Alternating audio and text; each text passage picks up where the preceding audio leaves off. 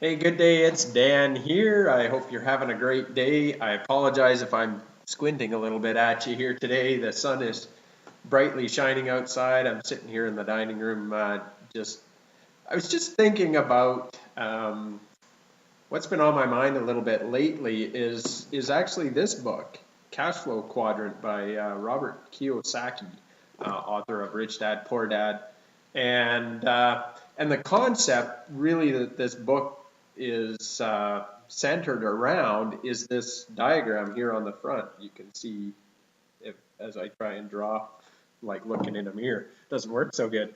But this quadrant that he talks about with a crosshair and four sections in it, and the left and the right side of the quadrant. And as I thought about this book, I realized that I've actually gone through a bit of a journey, a transition from one side to the other, and I've had a little bit of experience in every one of the quadrants. So I wanted to talk to you a little bit about those quadrants and why they're important. I actually received an email here earlier this morning from a gentleman who inquired whether I'd be open to speaking to or writing an article to university and college students about their job prospects and where they should take their life, where they should focus their energies, those kinds of pieces. And it got me thinking back to when I was in their position. I graduated from a technical school, Southern Alberta Institute of Technology, SAIT for short, here in Calgary, with a 2-year diploma in architectural technologies. So layman's terms, I'm a draftsman by trade. And right out of school, I got a job doing design work, not in an architect's office, but in a engineered wood supplier office. So I was doing structural design. And I actually spent 15 years doing that line of work as a designer. I did some drafting of house plans as well, but primarily I was doing structural design. So got a bit of a engineer type analytical mind that was able to process lots of numbers and those kinds of things. But that was, for me, that was me in the E quadrant here, the employee quadrant. And the whole time I was in that quadrant, I traded time for money. I was either hourly or salaried or paid by the project. But essentially, I traded my time for money. And the challenge with the E quadrant is that there's only so much time in a day. So regardless of what your hourly rate is, you can only put in so many hours. And so it was after starting to read books like Rich Dad Poor Dad, those kinds of things, that I started to realize that I wanted more from life, and being in the employee position wasn't going to allow me to do that. There was a ceiling that I was only going to get so far. And even, after 15 years in the industry, I was still essentially doing the same job. I had been offered to move into a management position, but it really didn't offer any major advantages, especially not a big increase in income, which I wanted to generate more income so that I could create more of the things I wanted for my life. So at one point, one of my coworkers and I, a good friend of mine, we started our own business. And that's when we were in the S category, small business or self-employed, or even Kiyosaki defines it as specialists. So people like doctors, chiropractors, accountants. They're specialists, they're professionals, but they're still paid based on their output. They're still, their income requires their effort. And, I quickly discovered that being a small business owner, well, it offered some benefits of flexibility and being my own boss. I got to call the shots. I did have employees at one time, which brings a whole other aspect to the game.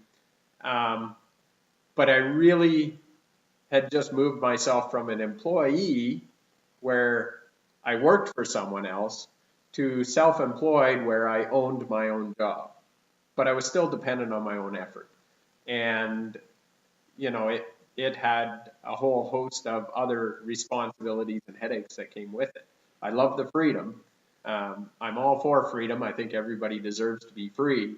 And that's what I want for you as well. But being self-employed doesn't necessarily offer that freedom. So then we move over to the other side of the quadrant. B for big business is how Kiyosaki defines it. And for me, I don't know too many people that are going to go out and build the next Apple or Walmart or, any of these major corporations that are out there that are technically big business. For me, the B is more a representation of what those companies embody, and that's systems. And so it's systems for the big business owner to leverage.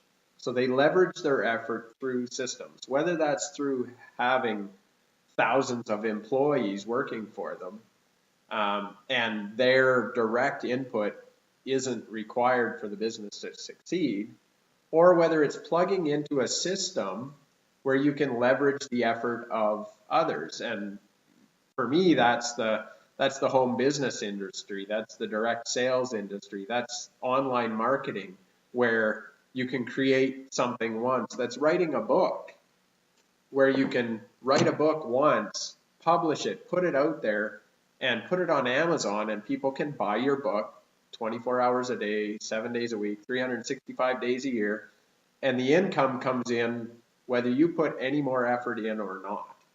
And so for me, that's where the B category applies more specifically in my own life. So I'm building online programs that I can offer worldwide, and I can create it once and I can put it out there and it can continue to bring in income for me. It's plugging into systems like the marketing program that I use. I blog daily on my blog. There's ads on the sides. There's ads around the bottom. If people decide to take action on those ads and they purchase a product, which are great products that I offer, that I use myself, that will help you create an online income, well, then I get paid for referring that product and service. And all I have to do is write that blog post and put it out there, and through the magic of search engine optimization and organic traffic through Google, those kinds of things, I'm brought new customers, whether I do another blog post today or not. My blog post from yesterday and 3 months ago is still out there in cyberspace for people to find. Another category, the final category in the chart is the I, and that stands for investor. And the way Robert Kiyosaki defines it is, this is having, excuse me while I take a sip of water. The I quadrant is where you have your money working for you. Now it's not, mutual funds and those kinds of things are sort of having your money working for you. The way he defines it, it's in a bigger way. This is having a large pool of money that is generating your income. This isn't your savings set aside for your future. This is money that's spinning off income on a regular basis that allows you to live. And so for me, this category is rental real estate. We have some rental properties that generate revenue every month. I'm not fully in that category yet, where I'm simply an investor. I'm still working the systems to a degree. I'm still self-employed or small business as I build things up. But I can see the evolution through the categories, from beginning as a employee, trading my time for money. I started working when I was young. I remember working on a highway crew as a laborer and a flagger for when I was 16 years old. I think I was making $8 an hour.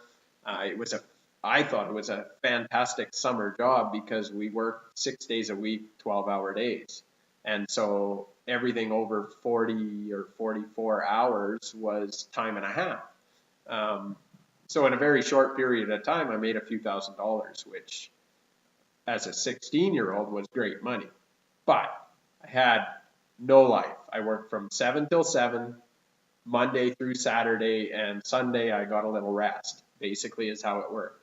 And I gave up, all my social activities. I missed all my ball games, or most of them.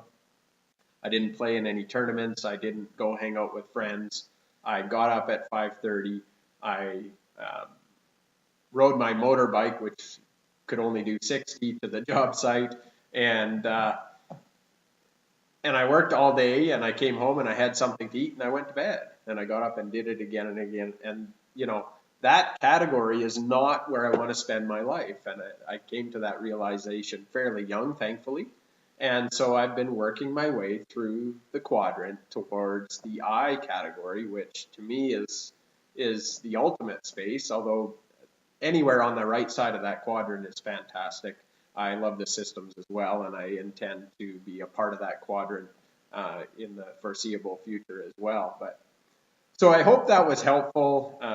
If you haven't read this book, go get it. I'll put a link in my blog post so you can go get it from Amazon.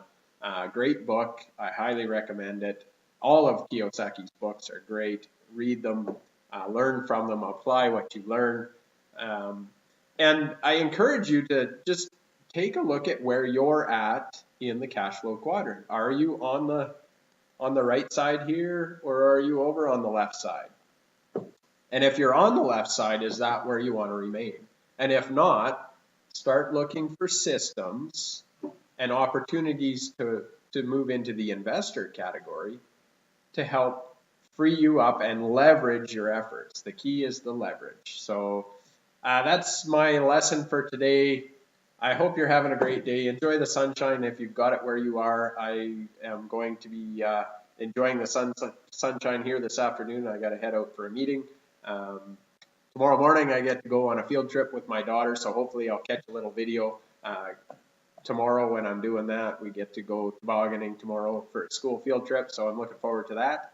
And I hope you're doing well, and I wish you well, and we'll see you on another video. Make sure to leave me a comment below and let me know where you're at in the cash flow quadrant and how you plan on moving through it if that's what you choose. So leave me a comment below. I look forward to hearing from you. Make it a great day. Bye for now.